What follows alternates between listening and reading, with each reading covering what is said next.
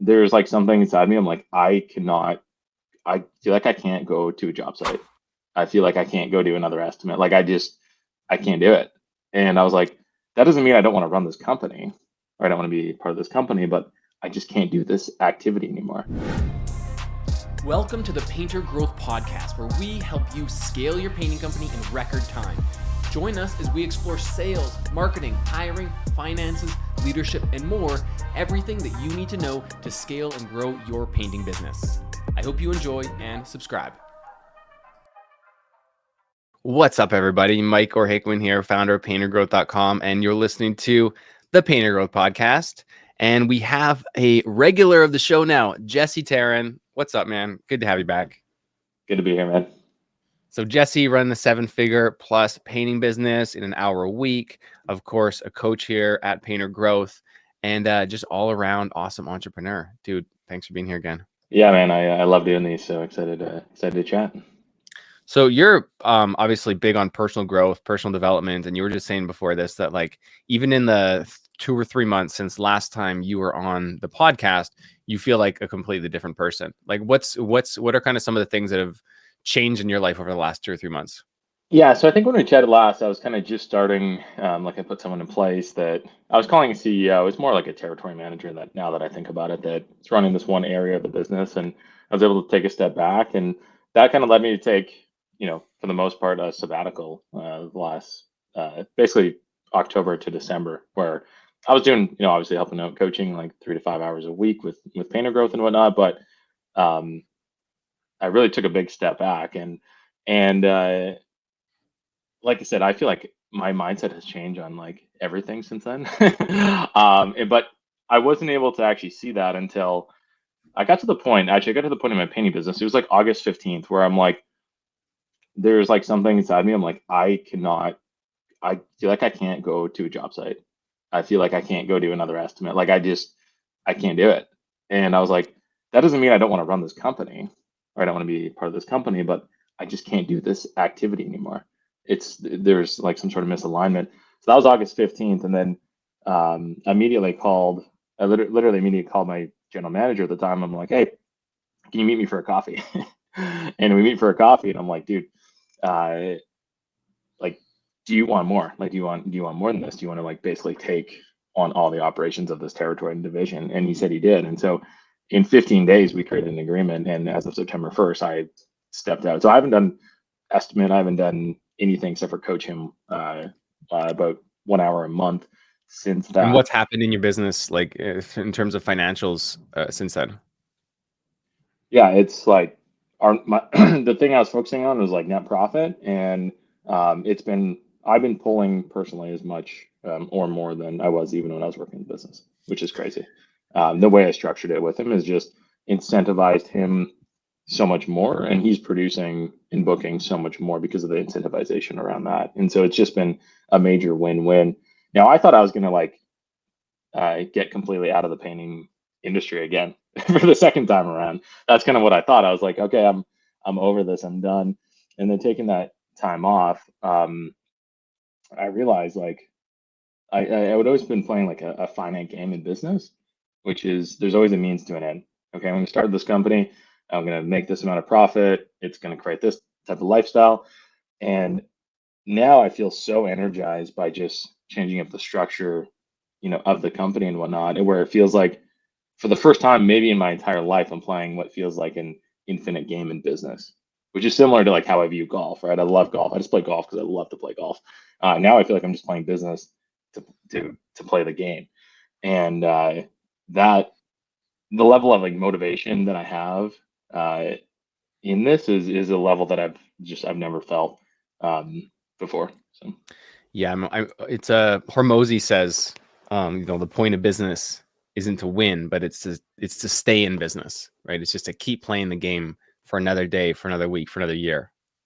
totally, and I think the big thing for me to get there was once I set up that structure with my territory manager where I had enough personal cash flow coming in to take care of my family, take care of myself, where that's not a stress. Then I was able to actually take that step back and then come back with a completely different perspective on it. And so I think that that first level was so important. And if you're not there today, it's like I just recommend everyone to like get to that level where you're like so comfortable, with your personal cash flow, because then your entire world starts to open up. It's true. I mean, so it's interesting actually because your business got to like it was good. Your business was doing good and it was cash flowing, and you were still so before you reassessed the responsibilities of your GM, what were you still doing in the day to day?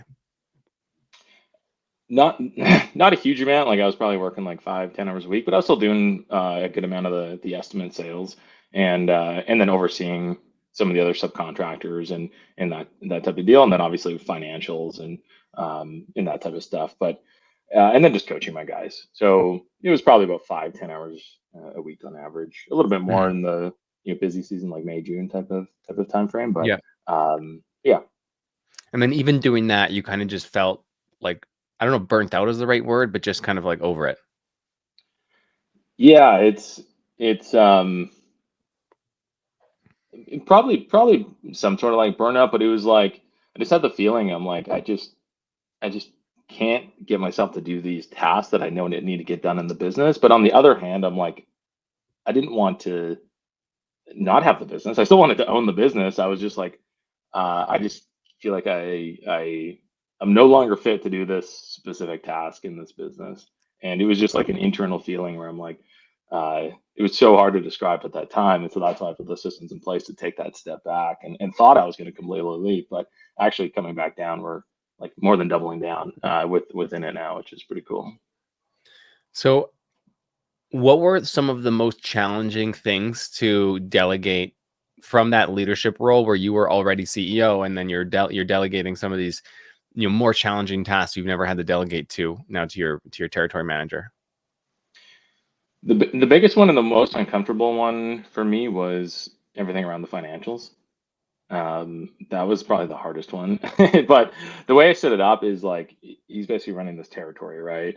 And so he actually handles like all the financials that are a part of it, and then I just take dividends and my share out of that now. So that was the hardest one to give up control. And the other difficult part of it was or has been not jumping back in when we have like a slow week or something.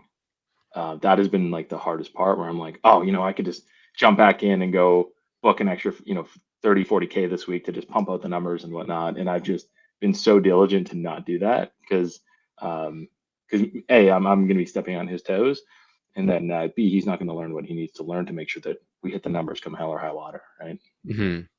How did you structure the comp so that it was, we don't need those base salary, but how did you structure the incentive to make him motivated to do all these things? So it's no base salary or anything. It's All profit share. all profit share with him for this specific territory, how I've set it up. Yeah. So it's like if he wins, I win. If he loses, I lose. And so we're very much in it together, right? It's like Yeah. he's got to win, so we both win. Are you comfortable sharing the percentage or? We'll save that one for our offline. Yeah, that's fine. Cool. I mean, yeah, you can use anyone listening can use your creativity.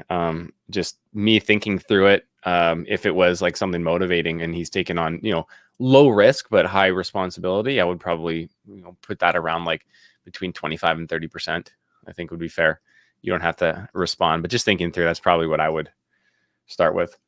Yeah, and I'll say like since he's taken on that role, he's more than uh, more than 2x his monthly income. So it's been a Awesome. huge win for Yeah.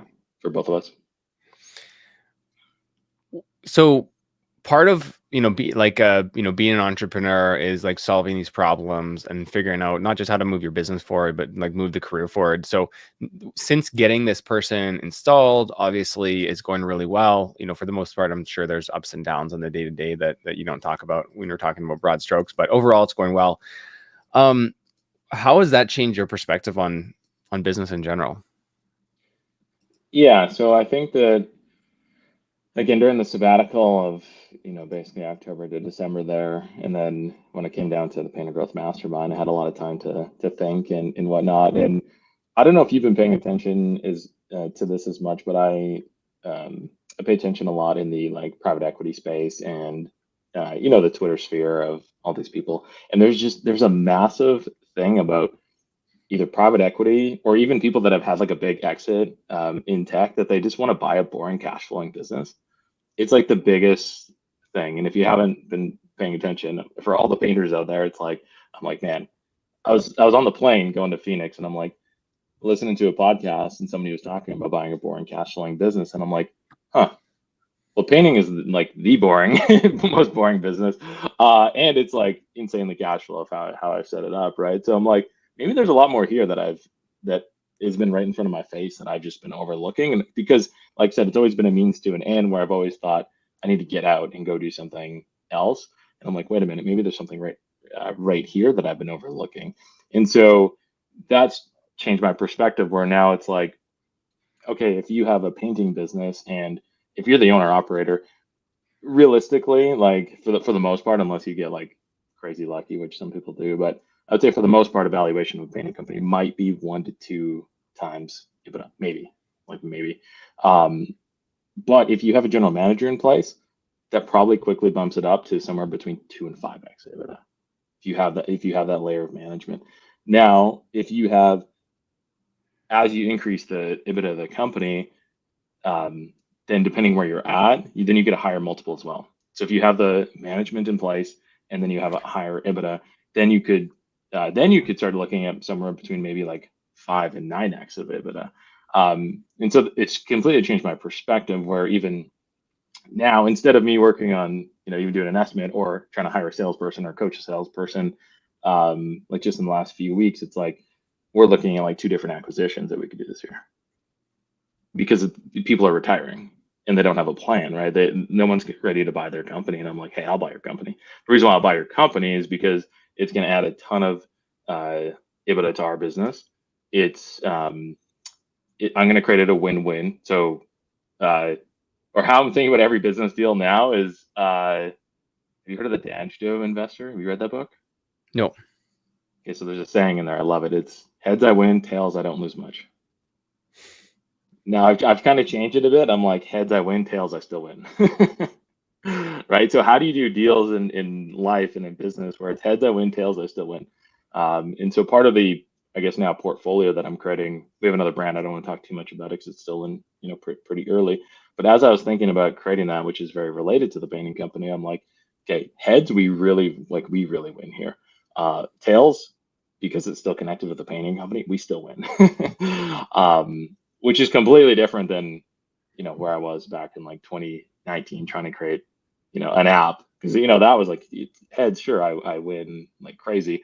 But tails, I mean, I lost tens of thousands of dollars in 2.5 years of my life. Like there's a huge loss to that, right? And so taking that experience has completely shifted how I think about business opportunities and where to focus time. And so heads I win, tails I still win. So that's interesting. Let's like marinate on this like growth by acquisition topic for a minute. So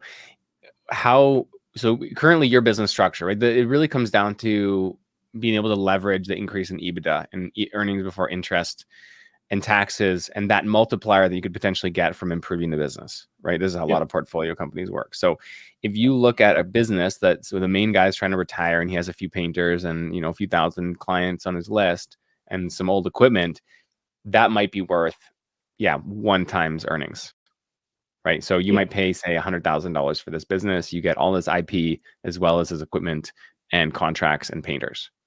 Exactly. Right. Yep. Then you implement the system that you have right now. You install another general manager, and then all of a sudden that business is worth 3x. Right. It might not be cash flowing that much yet. You can grow it, but then it's worth 3x. And then if you can continue doing that 4, 5, 6 times, you then could potentially build a business that, has that $10 million top line and might be worth 5 to 7x.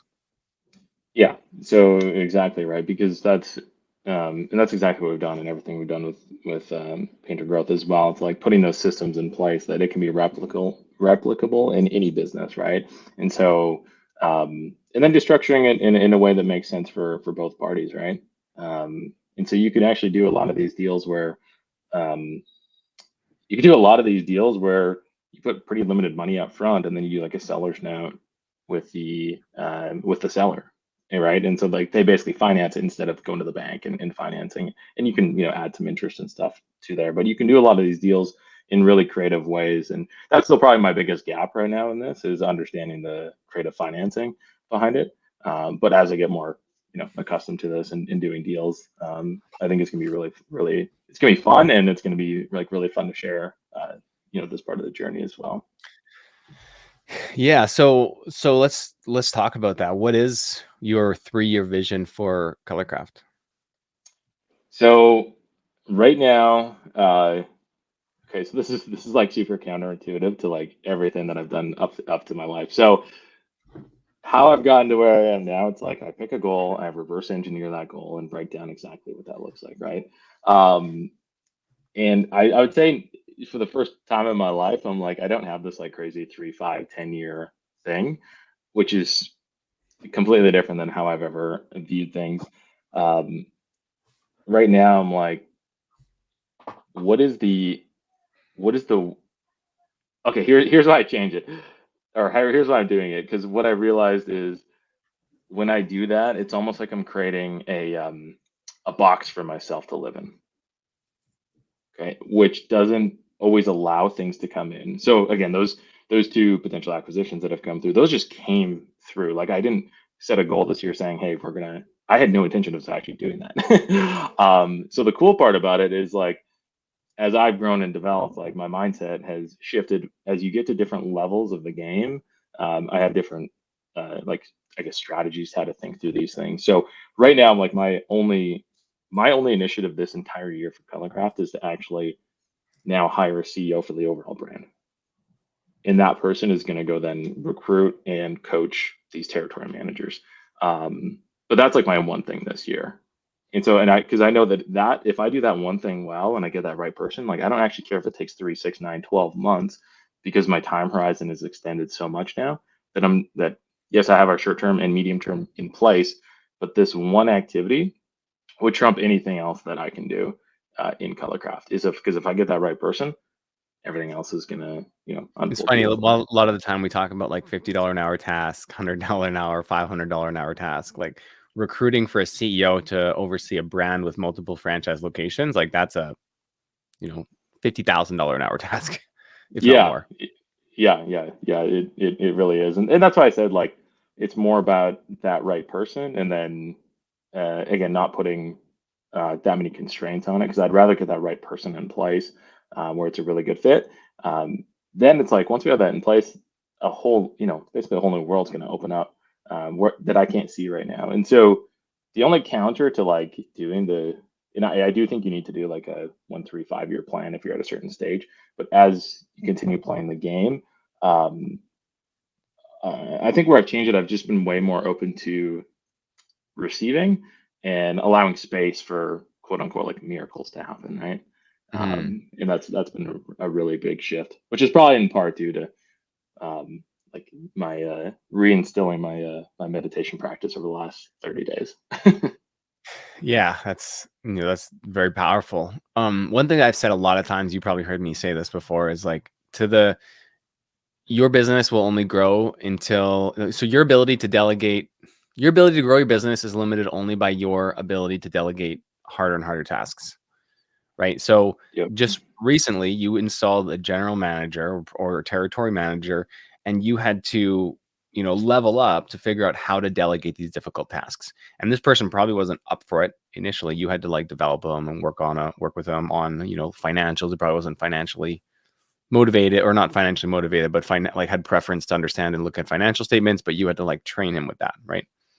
Yep. So that was a lot of Yeah. leveling up Yeah. for you. Funny part on that is the guy that's running the territory. Like he started as a painter for $20 an hour.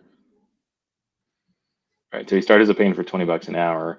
Now, the one thing in every recruiting activity I do, even if we're hiring for, um, so in my first year of running Telegraph, which was 2021, I was like, cool, I have, financials goals that we're going to meet and whatnot. But I was like, the one thing that I really want this year is like, I'm going to hire somebody and I will coach them into the GM position. Like that was my one thing that year. And that's what I did, right? I hired someone as a painter. Then that summer I grew him into job site manager, production manager. in the off season taught him estimating, and then we ran into the second year as GM, and then by the third year he was ready to basically take So it this over. is so counter to how most people operate their businesses. They say, I can't find anybody, I can't find that right person, because what they're doing is they're trying to recruit for that general manager, for that unicorn to come on their lap, when in reality, like what you did is you basically you bred a unicorn. Yeah, and I think there's two ways to do it, right? And I think there is situations where yes, you're going to find that person that will be an external hire, and to do that. But I think it's it's less predictable, and you might have to go through a bunch more failures than that. Same thing internally though, but internally you can kind of go step by step with which is, for me, it's actually it's more comfortable as well, rather than just bringing this person in that doesn't maybe know anything about the business and then putting them into this major role. It's like, my guy has seen the business grow from, nothing to, what it is in today. And he's been a part of that entire process. But yeah, that's my other painting company that I started in 2015. I had a girl, she worked with me for 3 years, but it was the same thing. She started as a painter. And then by the third year, she was booking, producing work, just handing me checks, which was great. Yeah. Yeah, which is it's a good thing. So I'd say, like, the one thing I focus on when recruiting is, even if I'm hiring for a marketer position, the main thing I care about is, because I know that if I hire this person, we're going to invest in them, right? Just as much as they're investing in us. And so, do I see this person as being a bigger possibility than they see themselves right now? And could they be more than just that marketer? Like, could they be the marketing manager? Could they, run a cold call team? Could they do more stuff in the marketing bucket? Or could they be a salesperson? Right. And really, if I'm hiring a marketer, I'm really thinking, could I get this person to be a salesperson one day? And then even more, right? Or if I'm hiring a painter, could they be at least a job site manager? Could they be a production manager? Could they run multiple crews? When I hire a subcontractor, it's like, my best story of the subcontractor, he's actually part of Painter Growth now. He's starting his own thing. He moved away, but I brought him on, and by the second year, he was running 3 crews. So yeah, it's when you can find those good people and then see them as a much bigger possibility than they see themselves, and then help coach them into that, your business will move mountains. Yeah. As you were going through that, I couldn't help but comparing that to the stock market and picking stocks, right? Because when you're picking a stock, or when a Wall Street investor is picking a stock, essentially they're trying to look for something that the rest of the market missed, Mm-hmm. right? So Mm-hmm. even maybe potentially the company itself might be missing something.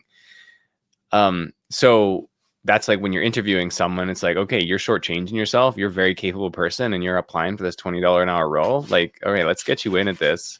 Let's get you started, and then I have plans for you. Yeah, exactly. And you got to make sure that they want it, right? Yeah. As long as they want it, then you can do it, and then align their needs with what you can create in your vision. So how would you recommend, specific tactics? Other people use this technique to find people who are maybe underappreciated by the market or shortchanging themselves? Yeah, I think the classic line, like, always be selling. It's like always be recruiting. So if you go grab a coffee and there's like an awesome barista there, that has really good customer service and stuff, don't be afraid to hand out your card and just say, hey, if you're ever looking for more opportunities, give me a call. Or you see somebody that when I worked at Home Depot, I got recruited. People were trying to pick me off. Yeah, exactly. Right. Or yeah, you go to Home Depot, or you go to the grocery store, or anywhere else where generally that's where you can see their soft skills shine, right? How do they interact with customers? Do they take pride in how they place things on the shelf, right? You can spot that pretty quickly, and then it's just a matter of starting a conversation. And it's like the worst thing that happens is they're not interested. It's like, okay, no problem. But the best thing that happens is you find a badass to come on your team, and you do really, really cool things together. So there's, again, heads you win, tails you really don't lose much. Yeah, that's good. There's a lot of places where we interact with people on a daily basis. The paint store comes to mind, right? There's Yep. typically or oftentimes some good people at the paint store, and you can probably find online how much they get paid. Yeah, it's funny. I know a buddy that runs a company that's out, not in the painting world, but I think he recruited 90% of like a 30-person sales team from Cactus Club. Oh, really? Yeah, he just every time he went in there, he would just find the servers that were like really good at the customer service and serving, and then he would just set up an interview with them, and his position would pay them like 5 times more than what they're making at Cactus, and that type of deal. But yeah, it was a pretty funny story. Yeah. I mean, going back to where you're trying to get to with your portfolio of companies is another going back to Hormozy, a way that he describes it. So there's working in your business, right? Which is like, turning the wrench. There's working on the business, which is like recruiting, building systems, things like that. And then there's working over the business, right? And I haven't actually heard that. so he calls it working over the business, where you're like, think about being the puppet master and you're placing a CEO here and like doing a comp Right. plan company, and like you're affecting things from a really high level, like multiple layers down, but you're still pulling the strings. Yeah, I never heard that, but that's what I feel like I'm now in that position doing with the different companies in the portfolio, which is basically two majority ownerships and then one minority, right? And then it's almost like you have like the acquisition arm, and then you have um, basically like quote unquote like projects within each that are going to move the strings and Yeah. play puppets or play chess, whatever. Yeah, I mean, have there's really no limit to it. Like the next step, and like if you go back to the Hormozy model, the next step is finding that person who can be the one coaching the territory managers or coaching the CEOs of the various companies, instead of you're working on developing that person, but then they have 5 or 10 companies under them that they're working over top of. That's why at the beginning I was like, it feels like such an infinite game now, right? And instead of just putting in a box of like, oh, I'm gonna hit this amount of revenue, this amount of income, or try to sell it at this time frame for this amount. I'm like, sure, that might happen, right? Like that, and that could happen, right? If I start building up this portfolio of companies and we get to a certain amount, someone might come in and make an offer, and it might be the best thing to do at that time. I don't know, but there's no like, I don't have a goal to do that. It's just like do really really good work, and then just I always have this joke in golf. I'm like, just let the hole come to you. And it's kind of like the same thing here. It's like sometimes you just gotta let things come to you, right? Why do you think, as entrepreneurs and as humans, we're so obsessed with business growth?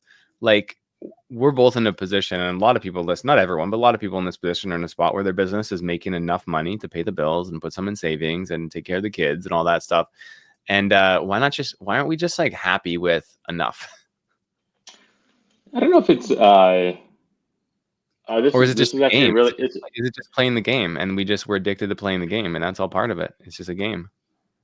I think this one question actually uh, completely changed my perspective on this. My wife and I went to an event. We went to a Jason Fried event. He's a base camp guy. You know him? Yeah. Okay, so there's a big entrepreneur event where he did it, and he was actually the first time I heard where he's like, "Yeah, we set what we're going to do for the next 6 weeks, and we sprint for 6 weeks, and then we have a 2 week cool down period." And he's like, "The only thing we track is basically profit. Like, are we going to stay in business?" And I'm like, "Wait, you don't track any other like data KPI?" I'm sitting there, like my brain's going to explode, right? Because I'm like, this is totally opposite of everything I've done.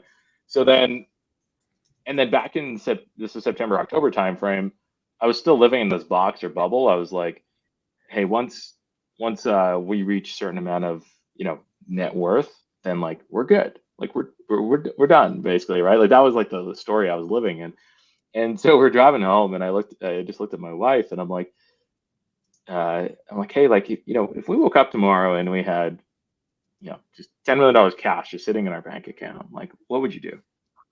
And she listed out the things that she said, and And then I said, yeah, you know what? I would get up. I would still want to meditate. I would work out. I would want to drink good coffee, play with our son, hang out with you. I was like, I would still love to coach people, and I would still love to grow businesses. I think that's like really, really fun. And so that shifted my question where anything I do moving forward now, I'm like, would I do this thing if I had $10 million cash in my bank account? Would I still want to do it? And it's made my filter for saying no so easy. Whereas before I couldn't say no to anything because I was always trying to like, just find the next opportunity to do this, this, and this. But I'm like, hey, if I would still do this thing and I had, just that amount of cash sitting in the account, then that, everyone so many people in life, they're trying to chase, financial freedom. And I think they put a number on it. And just changing that mindset there, I'm like, dude, I'm financially free. Like, I'm so freed up. I'm good. How do you think people who are like listening to this, like scraping a wall or caulking a baseboard, like how can like, it feels like we're, on a soapbox right now, and it's not, it's like, it could be like demotivating for someone who's just like in the trenches and just like can't get out of it. So like, what would you recommend for actions that someone could take from, being in that situation to being in like, getting to that privileged position where you can have a morning like that, right? And you cannot stress about the bills coming in. Yeah. So I saw this really good quote. I don't know exactly. It was like, once you think it's the end, it could actually just be the beginning. Right. And so if you're on the tools, you're scraping a wall or something right now as you're listening to this, pay attention to yourself. And it's similar to like where I was when I was like, I can't even go estimate anymore. I can't even go to a job site. It's like, are you ready for that? Right? Can you actually bear scraping another wall?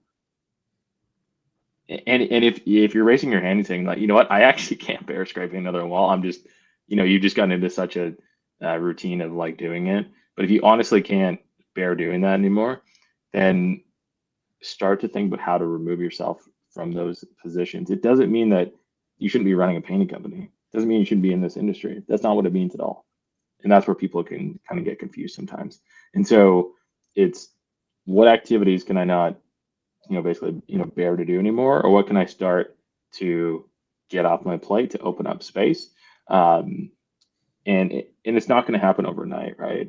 I think there's, you go on social media, or you go on social media, right? And there's so much stuff out there of like just these quick fixes, right? And I think that it gives the people so much anxiety because it's such a short-term horizon, right? And so again, if you're on the tools now, it's like, hey, if in 12 months, if you weren't on the tools at all, like, would that be a success?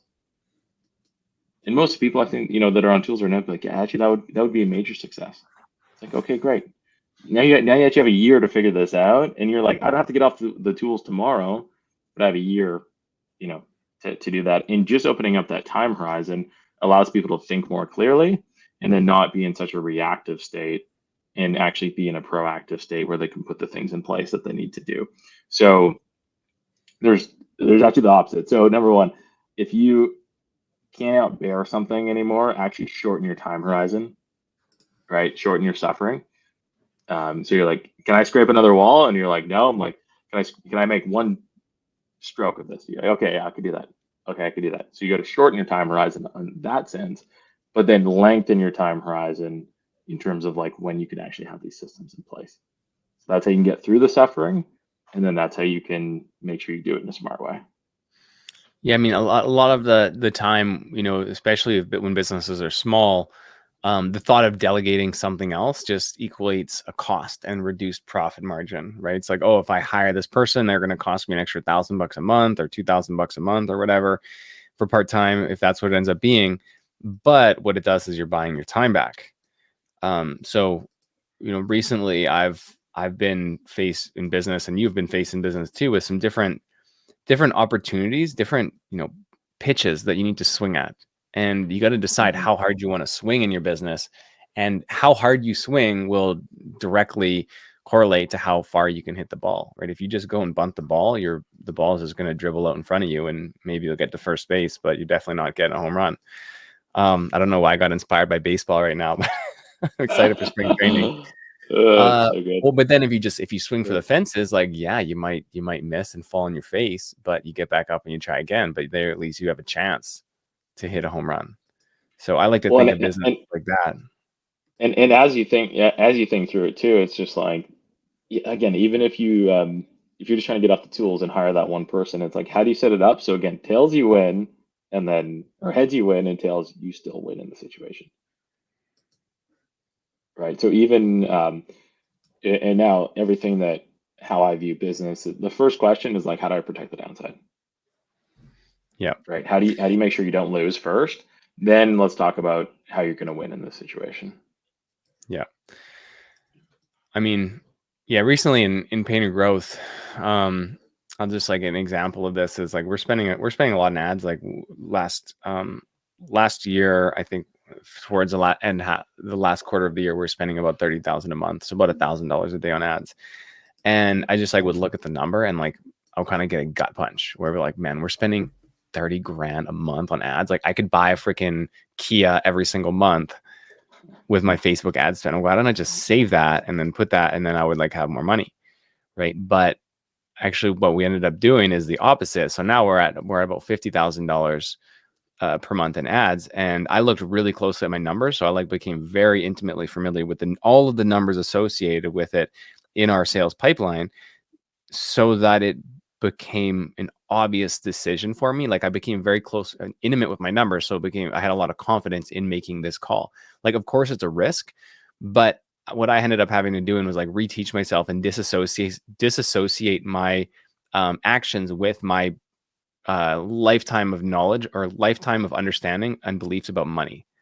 Right. So now I've just disassociated my beliefs about money to this business and realized that, okay, as long as I know my numbers, as long as I have a person who's responsible for that, as long as he knows the numbers, he knows the KPIs, and he reports to me once a week, then we're good. I don't need to worry about it.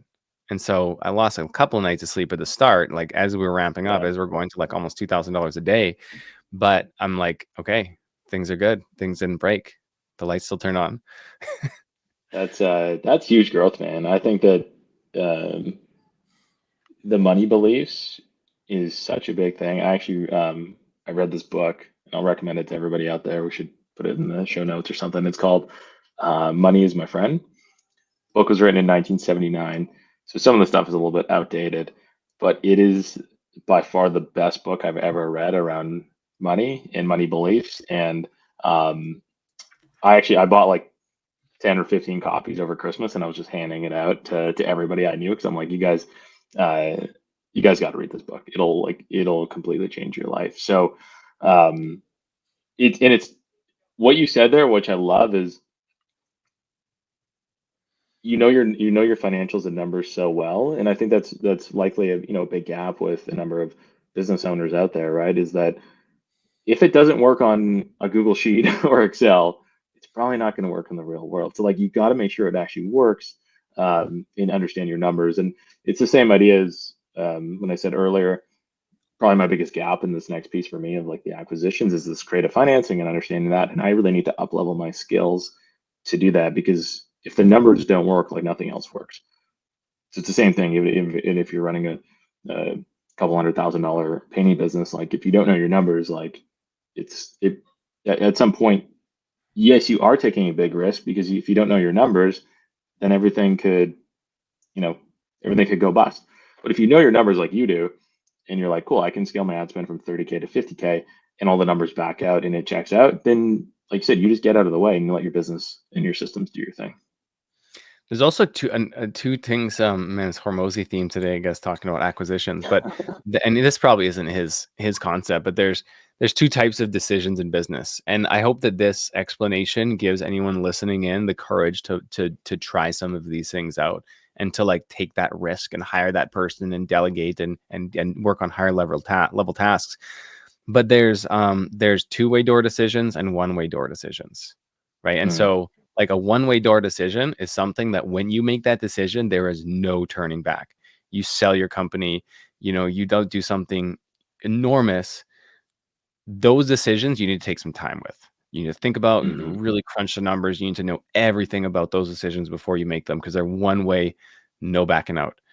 But what you'll find is 99% of decisions that you make in business are two-way door decisions, where if you try something and it doesn't work, you brush yourself off and you try again. Oh, I hired this person to like take on these administrative tasks for me to free up some of my time. Oh, they messed up in a couple spots and ended up costing us a few $1,000s. Okay, you know what? Not the end of the world. Let's brush off. Let's move on. Let's try again. Right. So I think identifying those and making quick decisions on two-way door, quick movement on two-way door decisions will really help a lot of people like just make more improvements in their business a lot quicker. Like, don't be afraid to make decisions. Yeah, yeah, and a decision is better than no decision. So if I remember sitting there with, I have a ton of anxiety, and my buddy and I, we always laugh, and it's like, what are the things you need to make decisions on that you're not making decisions on? And so then I'll pull up my journal and I'll literally just write the decision. Doesn't mean you can't change the decision, but once you make that decision, it does something in your brain where it like, I don't even know what it is. It like reduces the cognitive load on it, where you can actually think about that again properly. Because how many times have you been sitting on a decision and then you finally make the decision, say, hey, I'm going to do this. And then immediately you're like, no, that's actually not the right decision. I need to go do this. Yeah. Right. How many times does that happen? Right. So, yeah, if you're sitting in a bunch of like gray zones, if you're like, oh, should I hire a painter? It's like, make the decision right now, like right now as you're listening. And then you'll realize what is the right decision for you. Yeah. Another way that I've heard is this is kind of like a corny hack, but if you have like two clear decision with two clear outcomes, hire the painter, don't hire the painter, for example, hire this person or hire that person. Mhm. Flip a coin, catch it, put it on the back of your hand, and don't go by the outcome of what the coin says, but go by what you hope it is. Like, oh, Yeah, I hope it's totally. this, right? And like, it's just a Yeah. weird subconscious removing like one step away from the decision, letting the coin make the decision. But like, what do you hope actually it landed on? Yeah, it's funny you bring up the subconscious too, because like 95% of what happens in your life is totally subconscious, right? And like your gut already knows. And um, I was talking about this concept the other day, but I'm like, business owners have the best advantage, like for their life in general, because the concept. Have you heard of the concept of the mirror? Refresh my memory. Okay, so like your business is basically a mirror for your life, right? So Okay. everything that's happening in your business is just a reflection of yourself. Okay. Now, this if you buy into this concept, it's taking 100% responsibility for every single thing that happens in your business. So I'll give you an example. You have a painter that gets into an argument on a job site with a client.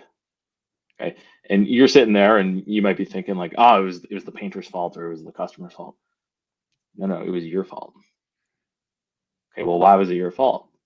Well, you actually you're the one that that put out ads that attracted this type of person that you then interviewed, signed a contract with, and hired on. Then your marketing team attracted this type of customer that you ended up booking a job with, and then selling, and then putting that specific crew onto that job site, which then created this argument. It was actually it's all you, right? And so I tell people, it's like if you look at your business. I had an example last summer where out of nowhere, like my painters just spilled a ton of paint on a driveway, which doesn't happen often. And immediately I'm like, where am I being careless in my life? Right. And then I went and looked and I was like, I need to go clean this up in my life. Right. And so I looked at some areas that I needed to clean up and I did them personally. And then like those mistakes stopped happening. And so if you buy into this idea of like 100% responsibility for every single thing that happens in your life and in your business, then you can do so much with it, right? You're empowered by every situation, right? So if you're it's the same idea. It's like when we do group coaching calls and people come on and they always get the same objection, but that person gets a totally different objection than the other person, right? And it keeps coming up and I'm like, listen guys, like that's a you thing, right? So let's take a look at what's happening, in your life that's creating that. And as you uh, so there's two ways to tackle this, right? It's like if you're something's happening in your business, you can start to clean up your business in that way, because that's kind of like external, and your life will actually start to clean up in that way too. Or you can say, hey, I'm going to clean up my life, and it's going to start to clean up your business as well. And so you have a lot of tools that you can go there and deal with. That's some Yeah, there's like real an deep stuff. applicable one that I just thought about for painters. It's, I think, very real for a lot of people. It's like, okay, you're getting upset about your painters for leaving a messy job site, but have you seen your truck? Yep. Right? Do you have Yep. garbage on the floor of your truck? Do you have stuff on your front seat? Like, have you wiped your dashboard recently? Like, is it all dusty and dirty? Is the outside of your truck all muddy? Like, do you take care of your truck? Are your financials a mess? Are your financials a mess? Yeah. Can you do you like, Right. that's more internal. I'm just talking like the external Yeah, surface level thing, right? totally. That's because if your truck is a mess like that, then your financials are probably pretty messy too. Yeah, yeah, 100%. It's funny you bring that one up too, because we're so like, uh, we have like a 9-page SOP on like keeping the van clean, because it represents everything else, right? Yeah, if a homeowner comes in and takes a peek in your truck and you got McDonald's wrappers all over the place, like there's a big trust gap there, right? It's like, oh, this is how you're going to treat my house. Yeah. Yep. Yep. So One other note on that too is so well, in 2018 I did a 10-day silent meditation retreat and was like really down that path, and then I wasn't ready to commit to that type of meditation fully. I kind of wanted to experiment and doing breath work and all these types of things, but just recently in the last month it's like, no, like I think this meditation is right for me. And this type of vipassana I do, generally for the most part I do 65 minutes in the morning, right? And then about 10 to 40 minutes before bed. And I just want to share with people. I mean, most people. I think there's a study out there. They're like, people would rather sit and get electrocuted than just sit with themselves in silence. And the things, there's a couple major things that it's actually created in my life. Number one is, before I started doing that consistently in a month, my days were just ripping by, like going so fast. You know, it'd be like 5 p.m. Like, how is it already 5 p.m.? Now, January was the slowest month of my life, like perceptually, right? It looked so slow. And then the amount of sleep, my sleep is tremendously better, right? And then so I have way more energy in the day. And then all now, as I look at my like, as I map out my day, all of a sudden things just get done. Before it was getting like 25 to 50% of things done. Now it's just like it just gets done, and I'm like, oh, it's only like 3 p.m.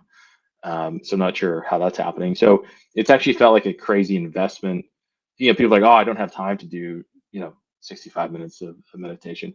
I'm like, I don't have time to not do it because the returns, it's, we talk about returns and ROI and finances all the time. I'm like, this is the one thing that it gives me immediate return in the same day.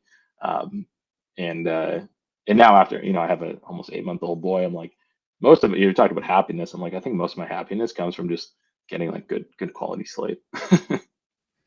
yeah, so when you're meditating, like, do you think about anything, or do you just try to like shut your brain off?